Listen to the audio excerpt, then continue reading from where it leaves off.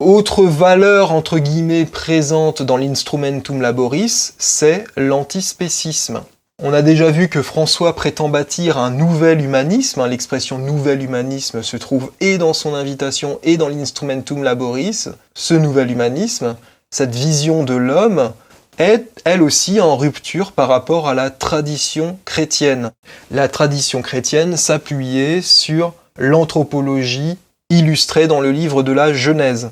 En effet, dès la création de l'homme, Dieu affirme nettement la souveraineté de ce dernier sur les autres êtres vivants. Je cite : « Soyez féconds, multipliez-vous, remplissez la terre et soumettez-la, et dominez sur les poissons de la mer, sur les oiseaux du ciel et sur tout animal qui se meut sur la terre. » Fin de citation. On trouve ce commandement dans le livre de la Genèse au chapitre 1 et au verset 28.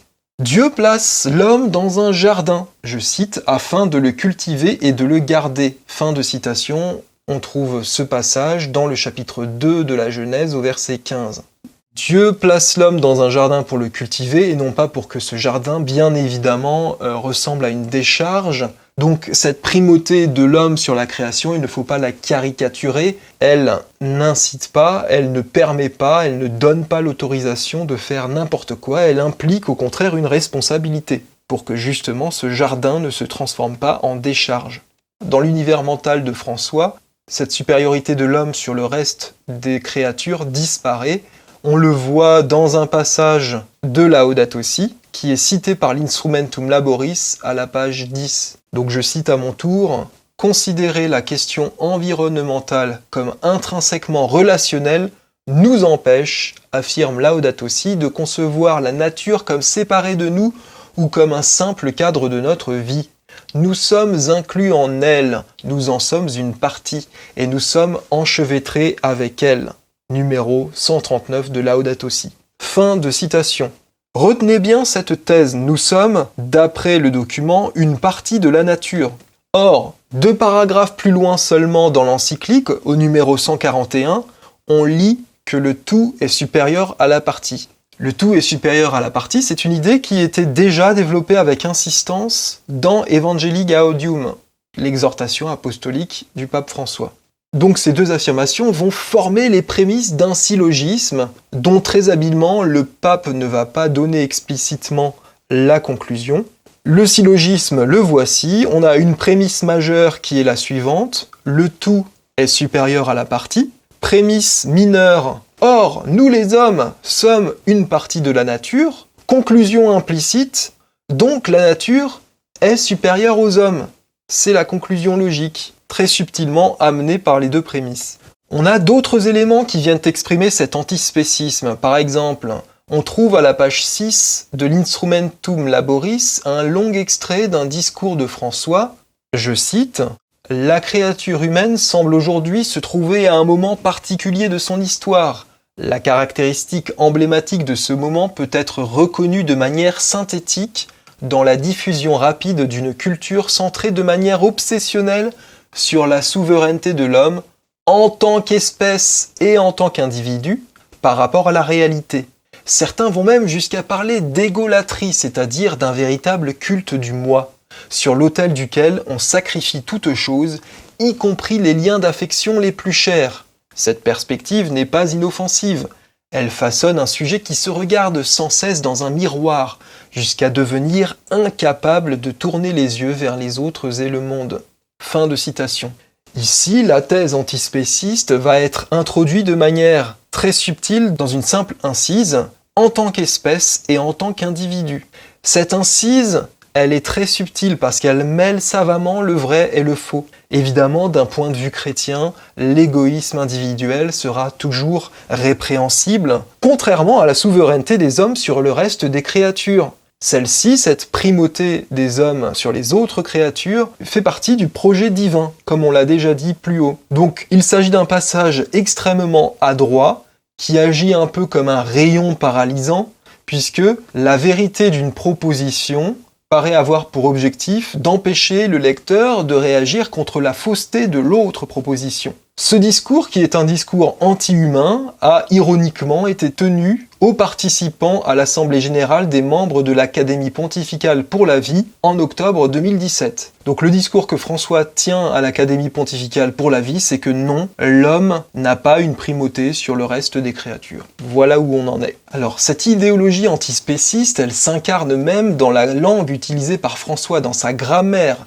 dans sa syntaxe. Les énumérations notamment ont pour effet de relier plusieurs éléments en les mettant sur le même plan syntaxique, et ainsi elles enfoncent de manière très subtile dans le cerveau du lecteur l'idée qu'il y a une égalité fondamentale entre les êtres personnels et impersonnels. Je vous donne un exemple de l'Instrumentum Laboris à la page 10. Il s'agit d'un extrait en fait de Laudato Si, une fois de plus, au paragraphe numéro 70 de cette encyclique. Je cite : « La négligence dans la charge de cultiver et de garder une relation adéquate avec le voisin envers lequel j'ai le devoir d'attention et de protection détruit ma relation intérieure avec moi-même, avec les autres, avec Dieu et avec la terre. » Fin de citation. Donc là, on finit avec une énumération qui met sur le même plan le rapport à la Terre, qui est un être impersonnel, jusqu'à preuve du contraire, en tout cas qui est un être impersonnel dans la doctrine catholique, et le rapport aux êtres personnels. Tout ça est mis sur le même plan. Donc forcément, cette énumération, par ce nivellement syntaxique, va établir une équivalence entre la Terre et les êtres personnels. Il ne s'agit pas du seul exemple. C'est un phénomène que l'on retrouve à la page 10 de l'Instrumentum Laboris, qui emprunte cette fois-ci au numéro 233 de l'encyclique. Je cite : « Il est possible de redécouvrir, ainsi que l'affirmait le pape François, une mystique dans une feuille, dans un chemin, dans la rosée, dans le visage du pauvre. » Fin de citation. Là encore, on a une énumération qui nous dit quelque chose de la vision bergolienne de l'homme. Visiblement, le visage du pauvre n'a pas une valeur plus grande que la feuille, la rosée, le chemin qui sont évoqués juste avant. Tout ça s'est mêlé dans une sorte d'inventaire à la Prévert et mis sur un pied d'égalité. On retrouve un phénomène similaire dans l'emploi de certaines coordinations. Par exemple, la page 13 de l'Instrumentum Laboris se réfère à nouveau à Laudato Si, le paragraphe 92 de cette encyclique, où l'on lit, je cite, « Si le cœur est authentiquement ouvert à une communion universelle, rien ni personne n'est exclu de cette fraternité. » Fin de citation. Là encore, c'est très subtil. Rien ni personne. En deux petits mots supplémentaires, on ajoute la petite touche antispéciste. On a un autre exemple de coordination qui a justement ce même effet à la page 5 de l'Instrumentum Laboris. Je cite : « Plus la fraternité est exercée, moins elle exprime en premier lieu un devoir moral, mais bien plutôt l'identité objective du genre humain et de toute la création. » Fin de citation. Alors c'est une phrase assez compliquée, on va la réduire à son plus petit dénominateur, et ça nous donne, je cite, « La fraternité exprime l'identité objective du genre humain et de toute la création. » Donc nous voici ici, frères des ours, comme chez Disney, frères des nénuphars, qui ne valent sans doute pas moins que nous. Alors chers auditeurs, vous allez peut-être trouver que je pinaille avec ces considérations syntaxiques. En fait, il n'en est rien. Dans le dernier livre de la Bible, qui est le livre de l'Apocalypse, Saint Jean nous décrit le faux prophète comme une bête qui, je cite, avait 2 cornes comme un agneau, mais parlait comme un dragon. Fin de citation.